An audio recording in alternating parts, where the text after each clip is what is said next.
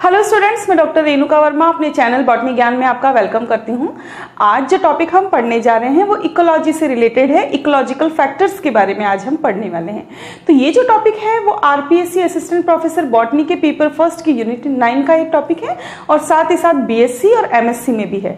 तो ये जो टॉपिक है आज का वो है ecological factors affecting the plant growth. बहुत सारे फैक्टर्स हैं जिन्हें अलग अलग ग्रुप्स के अंदर रखा गया है जो कि प्लांट ग्रोथ को अफेक्ट करते हैं। वो जो फैक्टर्स हैं वो बहुत ही लंबा चैप्टर हो जाता है एक साथ, इसलिए जो है हम इसे अलग अलग पार्ट्स में पढ़ने वाले हैं।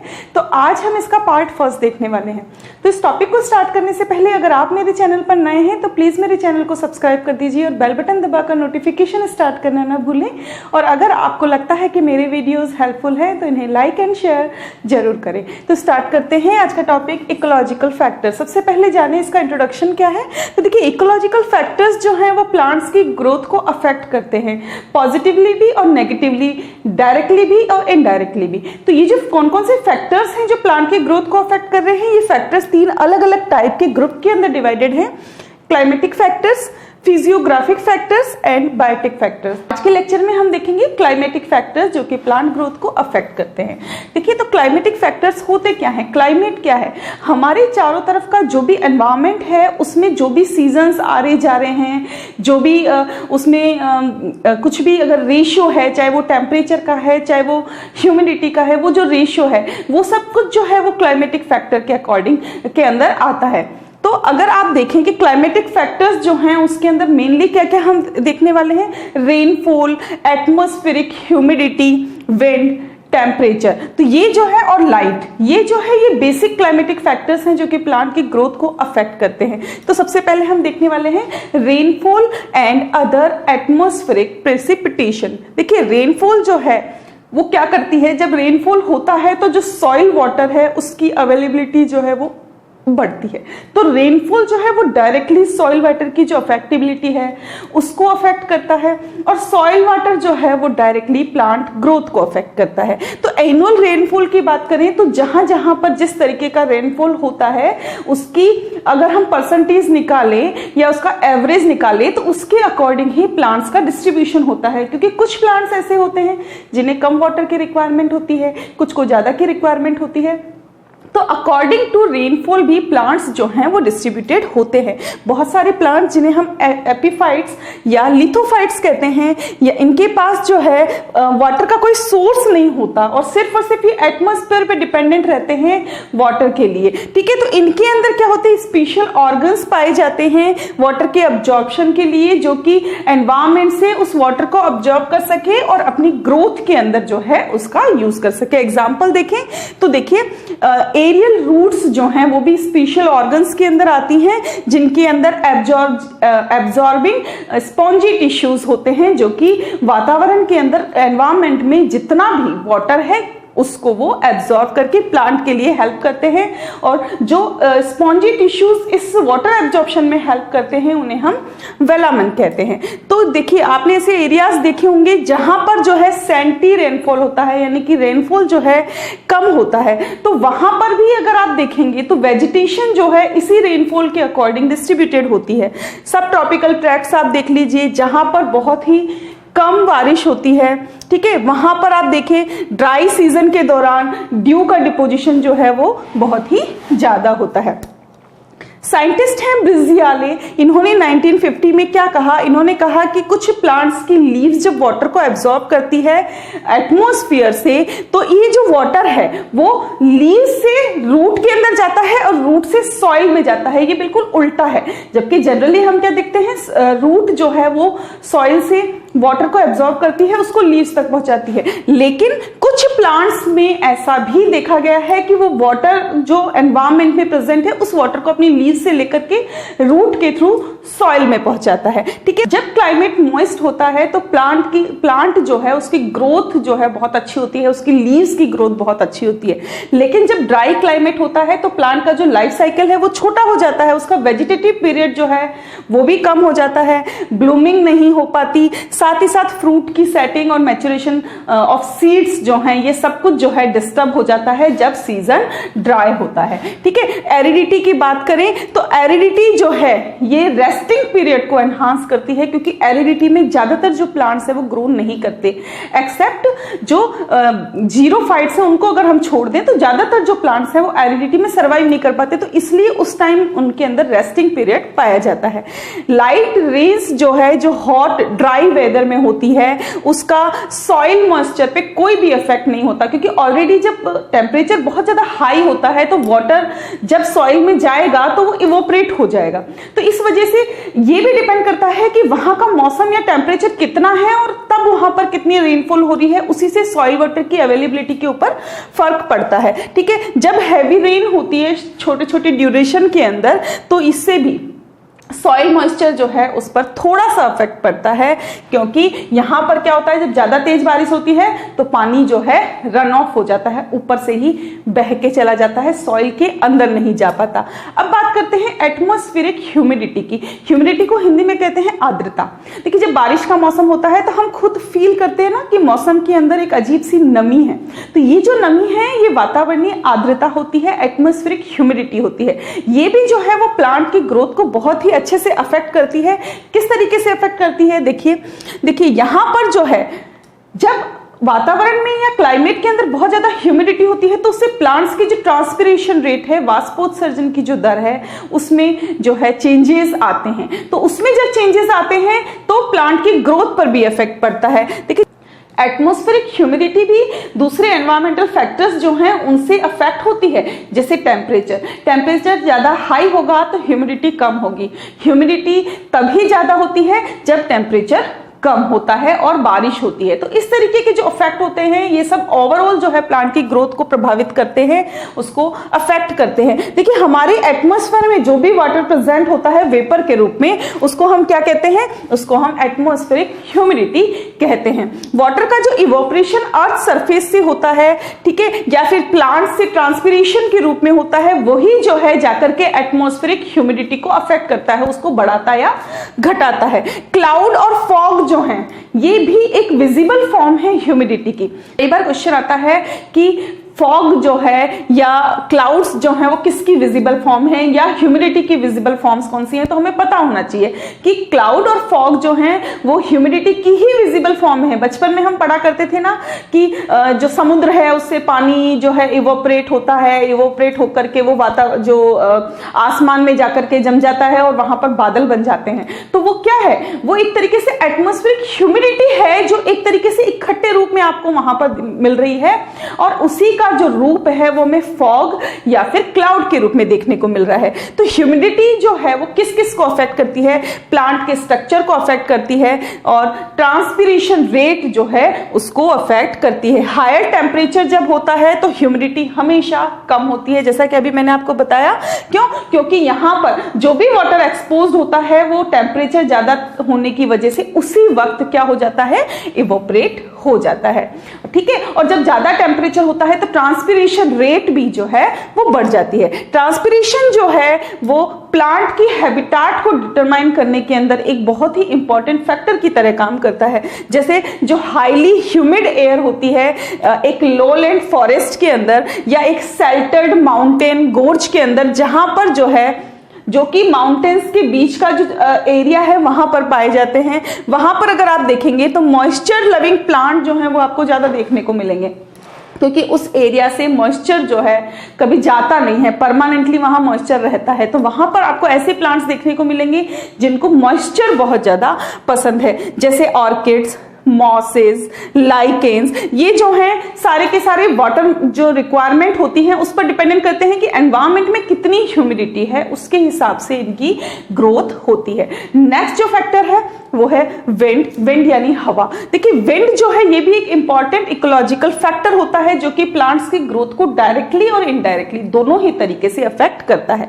डायरेक्ट इफेक्ट क्या है? डायरेक्ट इफेक्ट हम वहां देख सकते हैं जहां बहुत ज्यादा तेज हवाएं चलती हैं, वायलेंट विंड होती है। वहां पर जब हम डायरेक्ट इफेक्ट देखते हैं तो हम क्या देखते हैं कि जो ये तेज हवाएं होती हैं ये पौधों जो प्लांट्स होती हैं उनकी ट्विग्स को तोड़ देती है, उनकी ब्रांचेस को तोड़ देती है और कभी कभी पूरे प्लांट को ही उखाड़ देती है, उसको अपरूट कर देती है। तो ये सीधा सीधा डायरेक्ट इफेक्ट हो गया हवा का जो हम अपनी आंखों से देख पा रहे हैं। तो ऐसे इफेक्ट्स को हम डायरेक्ट इफेक्ट कहते हैं। ठीक है, ऐसे जो इफेक्ट हैं वो जो प्लांट्स हैं उनको लंबे टाइम तक सर्वाइव नहीं करने देते, बड़े बड़े प्लांट्स भी जो हैं वो उखड़ जाते हैं। वेजिटेशन ऐसे एरियाज की जो होती है वो ज्यादातर प्रोस्ट्रेट हैबिटेट की होती है जो कि बहुत ही नीचे सरफेस के ऊपर ग्रो करती है और इनके अंदर अंडरग्राउंड राइजोम सिस्टम पाया जाता है जिससे कि जो ये विंड वेलोसिटी है वो इसको अफेक्ट नहीं कर पाती। जो लार्जर प्लांट्स हैं वो ऐसे एरियाज में अगर पाए जाते हैं तो वो अडेप्शन के साथ में पाए जाते हैं। और वो कौन कौन सी अडेप्टेशन जो है वो ऐसे प्लांट्स में पाई जाती है लार्जर प्लांट्स में, वो हम देख लेते हैं। देखिए, इनका जो ट्रंक और ब्रांचेस हैं वो आपको मुड़ी हुई मिलेगी ताकि अगर तेज हवा चल भी रही है तो वो उनको ज्यादा अफेक्ट ना कर पाए। इनकी ब्रांचिंग इरेगुलर होती है जो कि तेज हवा में इनको सर्वाइव करने में हेल्प करती है। इनका जो क्राउन प्रेजेंट होता है वो पिक्यूलर शेप होता है जो कि इसको हवा में टिके रहने के अंदर हेल्प करता है। इनकी लीव्स जो नॉर्मल प्लांट्स होते हैं उनसे छोटी होती है। कभी कभी फास्ट कोल्ड विंड जब चलती है तो ये यहाँ पर जो है प्लांट्स जो हैं उनके अंदर कुशन्ड ग्रोथ देखने को मिलती है और ऐसा आप एंड्रोसी हेल्वेटिका के अंदर देख सकते हैं। कुछ प्लांट जो ऐसे एरियाज के अंदर ग्रो होते हैं, स्ट्रॉन्ग विंड जहां पर चल रही होती है वहां पर जो है वो पूरे साल आप उनका अलग अलग शेप देख सकते हैं जो कि विंड रेजिस्टेंस के लिए वो अडेप्ट करते हैं। अब इनडायरेक्ट इफेक्ट की बात करें, ये तो डायरेक्ट इफेक्ट हो गए क्योंकि उनको हम नेकेड आईज से देख पा रहे हैं। कुछ इनडायरेक्ट इफेक्ट भी प्लांट विंड के द्वारा होते हैं। देखिए वो क्या है, इनडायरेक्ट इफेक्ट में सबसे पहला जो इफेक्ट आता है वो आता है रेट ऑफ ट्रांसपिरेशन। जब भी हवा ज्यादा चलेगी या स्ट्रॉन्ग विंड होगी तो रेट ऑफ ट्रांसपिरेशन जो है वो ज्यादा होगी। ठीक है, जैसे जैसे हवा तेज ब्लो करेगी तो उससे क्या होगा, जो एनवायरमेंट की जो ह्यूमिडिटी है वो कम हो जाएगी और जो प्लांट जो भी अपना वाटर ट्रांसपिरेट कर रहे हैं वो भी हवा के द्वारा उसी वक्त जो है सूख जाएगा, जिससे क्या होता है रेट ऑफ ट्रांसपिरेशन जो है इंक्रीज होती है। जब ये हम एल्टीट्यूड की तरफ बढ़ते हैं, जैसे जैसे एल्टीट्यूड की तरफ बढ़ते हैं वहां पर विंड वेलोसिटी जो है वो भी इंक्रीज होती जाती है। इसीलिए जब भी आप लैटिट्यूड की तरफ जाएंगे वहां के जो प्लांट्स हैं वहां पर आपको रेट ऑफ ट्रांसपिरेशन जो है वो ज्यादा देखने को मिलेगी।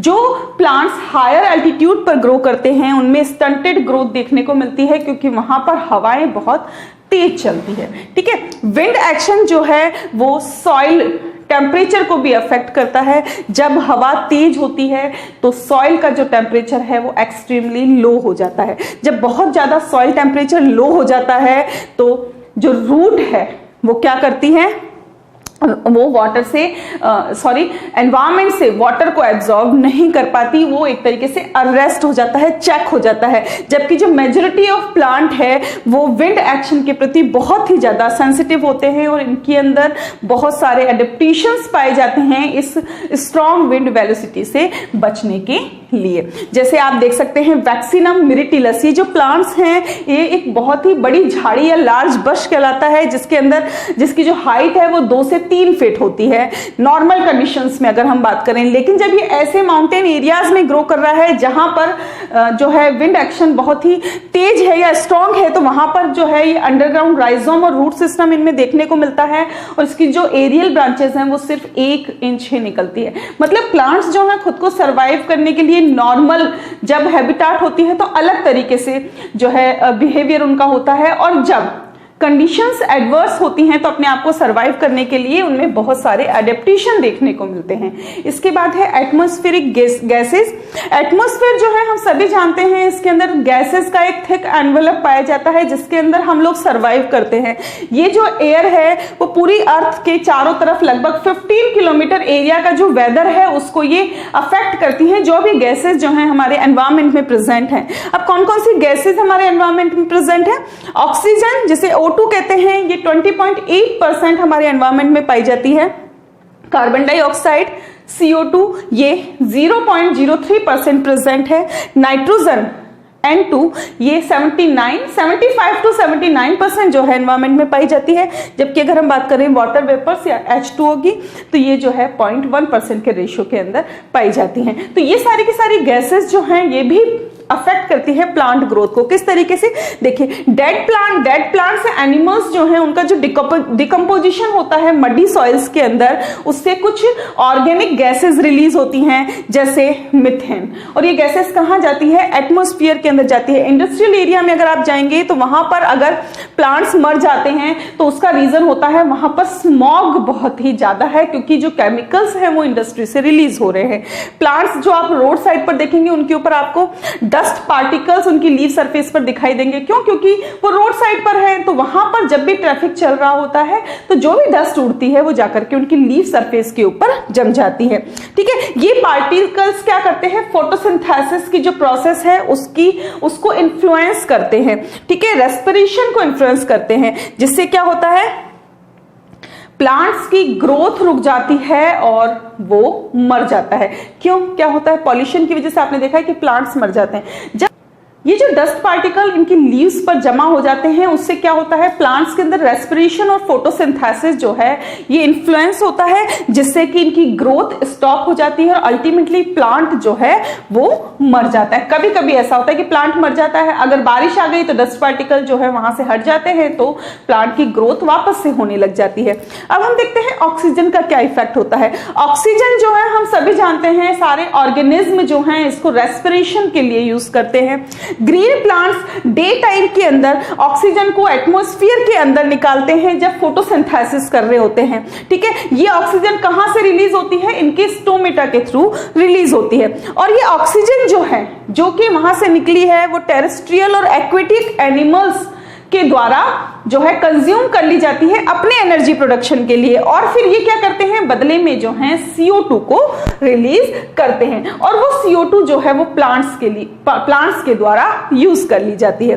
ये साइक्लिंग जो है नेचर के अंदर जो ऑक्सीजन का चल रहा है उसको हम ऑक्सीजन साइकिल कहते हैं। जैसे कि अब देखिए माइक्रोब्स जो हैं वो भी ऑक्सीजन का यूज करते हैं। ठीक है, ऑक्सीजन जो है बर्निंग के लिए बहुत ही जरूरी होती है।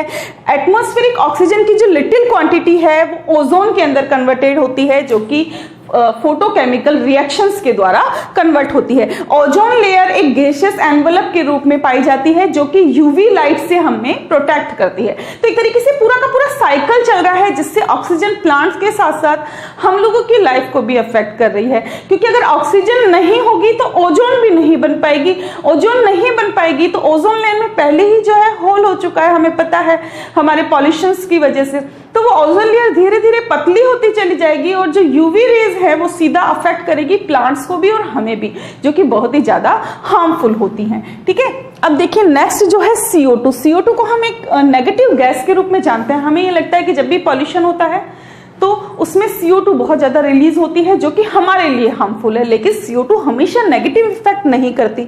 एयर में ये सिर्फ 0.03% होती है, इससे ऊपर जब भी इसका लेवल जाता है तब वो हार्मफुल होता है। ठीक है, अब आप बात करें, ये प्लांट्स के लिए बहुत जरूरी है, क्योंकि प्लांट्स जब तक CO2 को एब्जॉर्ब नहीं करेंगे तब तक जो है वो फोटोसिंथेसिस या फूड प्रोडक्शन नहीं कर सकते। तो एक चीज ये भी आपने देखी होगी कि हमेशा जो इकोलॉजिस्ट होते हैं वो हमें ये सजेस्ट करते हैं कि जहां पर पॉल्यूशन बहुत ज्यादा है वहां ज्यादा से ज्यादा प्लांट्स ग्रो किए जाए, ताकि उन एनवायरमेंट में वहां पर जो CO2 लेवल बढ़ गया है वो प्लांट्स के द्वारा एक लेवल पर आ जाए। फोटोसिंथेसिस से क्या होता है, फोटोसिंथेसिस से जो एनवायरनमेंट में या नॉर्मल एयर में जो भी कार्बन डाइऑक्साइड की मात्रा होती है वो 15 to 20 टाइम्स बढ़ जाती है। माइक्रो ऑर्गेनिज्म जो कि सॉइल के अंदर रह रहे हैं वो भी जो है CO2 को रिलीज करते हैं, जिससे क्या होता है, सॉइल CO2 का परसेंटेज जो है बढ़ जाता है। ग्रीन प्लांट्स जो हैं एयर से क्या लेते हैं, CO2 लेते हैं। ठीक है, और CO2 साइकिल को कंप्लीट करने में हेल्प करते हैं। और CO2 जो है जब भी हम किसी चीज को जलाते हैं तो कार्बन डाइऑक्साइड गैस जो है वहां से जरूर रिलीज होती है। नेक्स्ट गैस है नाइट्रोजन। नाइट्रोजन एयर के अंदर 75 to 79% तक प्रेजेंट होती है। नाइट्रोजन और जो अदर बायोलॉजिकल सिस्टम है उनकी न्यूट्रिएंट का जो प्राइमरी सोर्स है वो नाइट्रोजन होती है। ये क्लोरोफिल का भी एक एसेंशियल कंस्टिट्यूएंट होती है। ठीक है, सारी की सारी जो मेटाबॉलिक रिएक्शंस हैं कंप्लीट होती हैं वो एंजाइम और प्रोटीन्स की हेल्प से कंप्लीट होती है। और इन एंजाइम और प्रोटीन का एक इंपॉर्टेंट कंस्टिट्यूट जो है वो नाइट्रोजन होता है। जब हम बात करते हैं डीएनए आरएनए की, तो उसमें भी अगर आप देखेंगे तो जो बेस पेयर्स होते हैं उनके अंदर नाइट्रोजन एक बहुत ही इंपॉर्टेंट पार्ट होती है। तो नाइट्रोजन जो है हमारे जीने के लिए बहुत ही जरूरी है, ठीक है। ये डीएनए और आरएनए का भी एक पार्ट होती है। नाइट्रोजन जो है सीधे ही प्लांट्स के द्वारा या एनिमल्स के द्वारा एयर से नहीं ली जाती। प्लांट्स जो हैं उसको क्या करते हैं, वो एक क्योंकि एटमॉस्फेरिक नाइट्रोजन जो है इनर्ट होती है, उसको दूसरे फॉर्म के अंदर चेंज करना पड़ता है, तभी प्लांट्स उसको यूज कर सकते हैं। तो आपने देखा होगा कि प्लांट्स जो है माइक्रोबियल एक्टिविटी के द्वारा नाइट्रोजन को नाइट्राइट या नाइट्रेट के अंदर तोड़ते हैं और फिर उसके बाद उस नाइट्रोजन का उपयोग करते हैं। हर्बीवरस जो हैं वो अपनी नाइट्रोजन रिक्वायरमेंट को कैसे पूरा करते हैं, प्लांट्स के द्वारा पूरा करते हैं। और कार्निवर्स जो हैं वो उन हर्बीवर्स को खाकर अपनी नाइट्रोजन रिक्वायरमेंट को पूरा करते हैं। इस तरीके से एक फूड चेन जो है वो बन जाती है। नाइट्रोजन जो एनिमल्स की बॉडी में या प्लांट्स की बॉडी में प्रेजेंट होती है वो कब काम आती है, जब वो मर जाते हैं तो माइक्रो ऑर्गेनिज्म जो हैं उस नाइट्रोजन के ऊपर एक्ट करके उसको डिकम्पोज करते हैं, बॉडी को डिकम्पोज करते हैं। इस तरीके से हम कह सकते हैं कि जो नाइट्रोजन प्लांट्स के द्वारा हमारी बॉडी में आई थी वो नाइट्रोजन फिर जब हम मर जाते हैं तो हमारे डिकम्पोजिशन के द्वारा वापस से एटमॉस्फेयर में चली जाती है और एक साइकिल जो है वो बन जाता है। नेक्स्ट जो फैक्टर है क्लाइमेटिक फैक्टर, टेम्परेचर।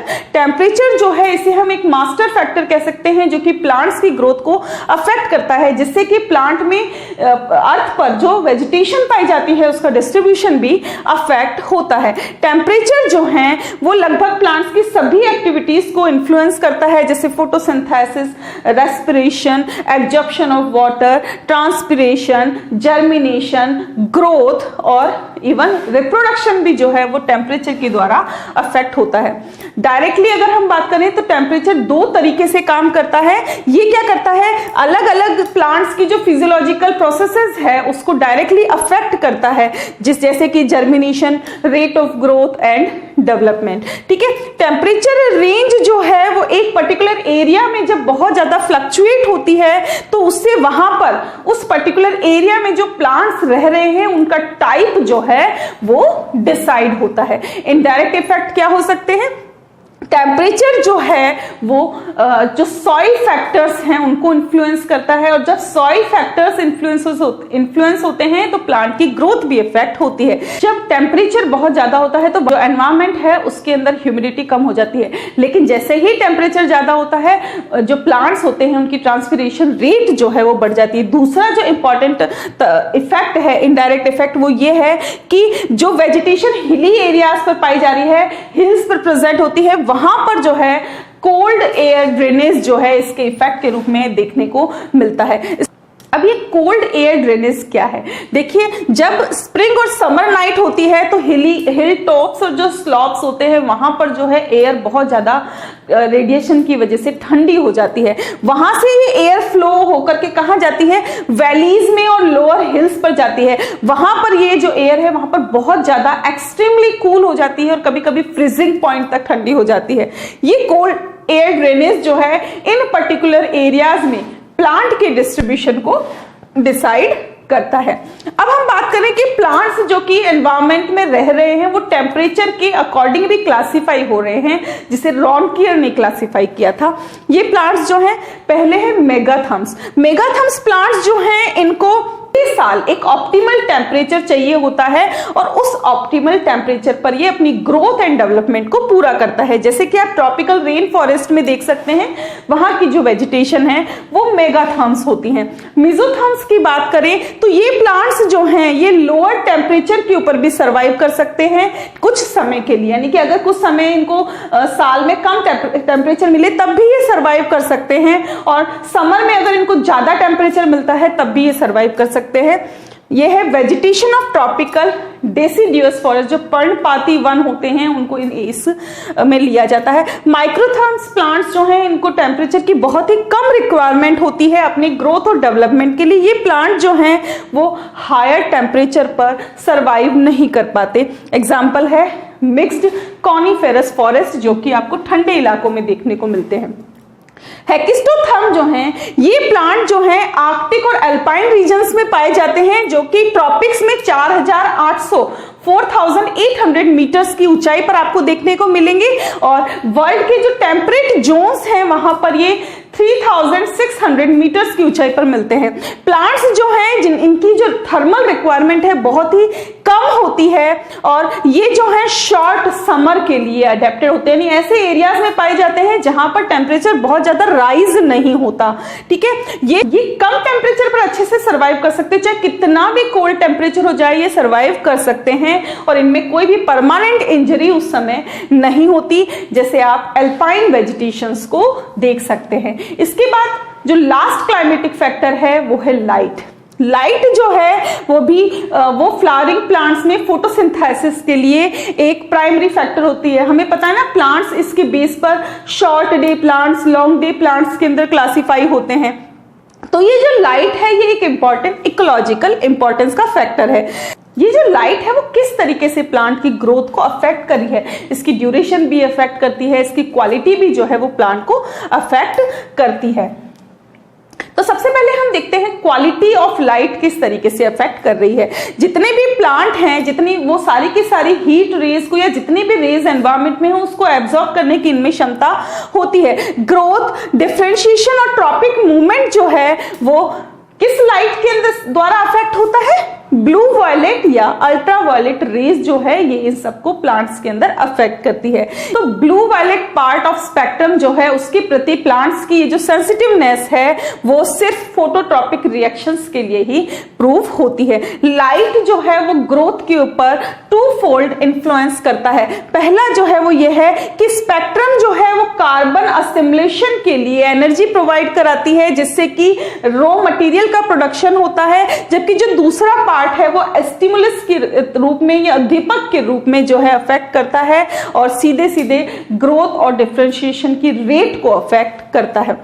और प्लांट जो हैं वो एक सर्टेन डिग्री ऑफ लाइट में बहुत ही अच्छे से सरवाइव कर पाते हैं। अब लाइट ड्यूरेशन की बात करें तो प्लांट्स में जो फ्लावर बड का इनिशिएशन होता है वो लाइट की ड्यूरेशन के ऊपर बेस्ड होता है। प्लांट जो है इसी के बेस पर लॉन्ग डे और शॉर्ट डे प्लांट्स कहलाते हैं। शॉर्ट डे प्लांट्स जो हैं इनमें कब फ्लावर्स डेवलप होते हैं? जब इनको अगर जो लाइट है वो 13 से 14 घंटे से कम अगर लाइट मिलती है तो ये अच्छे से सर्वाइव कर पाते हैं। एग्जाम्पल है क्राइसैंथेमम, ज़ैंथियम, साल्विया, मैरीलैंड और ममोथ एंड टबैको।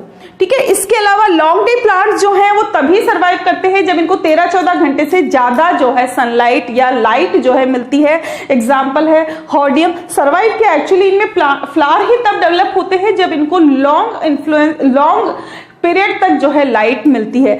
इसके एग्जाम्पल है hordeum, petunia, clover, radish and lettuce.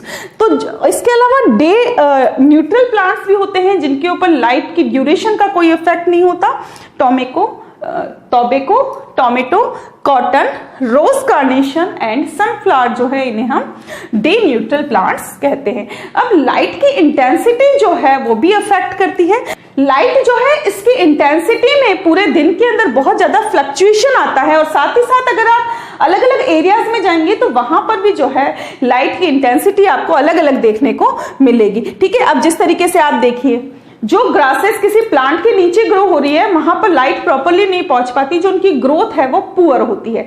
जहां पर लाइट अच्छे से प्लांट्स को मिलती है तो वहां की जो ग्रोथ है प्लांट्स की बहुत ही अच्छी देखने को मिलती है। तो जितने भी डेंस फॉरेस्ट हैं अगर आप वहां पर देखेंगे तो आपको वहां पर जो है नीचे की तरफ जो भी फ्लोरा उगता है उसकी ग्रोथ जो है आपको कम देखने को मिलेगी। बहुत सारी प्लांट्स की स्पीसीज हैं वो शेड टॉलरेंट होती है, जैसे कि हेलियोफोबस प्लांट्स या फिर हम इन्हें सियोफाइट्स कह सकते हैं। ये जो है शेडी एरियाज के अंदर भी बहुत ही अच्छे से ग्रो कर सकते हैं। ठीक है, इनको लो लाइट इंटेंसिटी की जरूरत होती है, जबकि ऐसे प्लांट जो कि शेड इंटॉलरेंट होते हैं वो शेड के अंदर सरवाइव नहीं कर पाते, जैसे फोटोफिलस प्लांट्स जिन्हें कि हम हेलियोफाइट्स कहते हैं। इन्हें जो है अपनी ग्रोथ और डेवलपमेंट के लिए हाई इंटेंसिटी ऑफ लाइट चाहिए होती है। कुछ केसेस में 50% फुल सनलाइट की नीड होती है।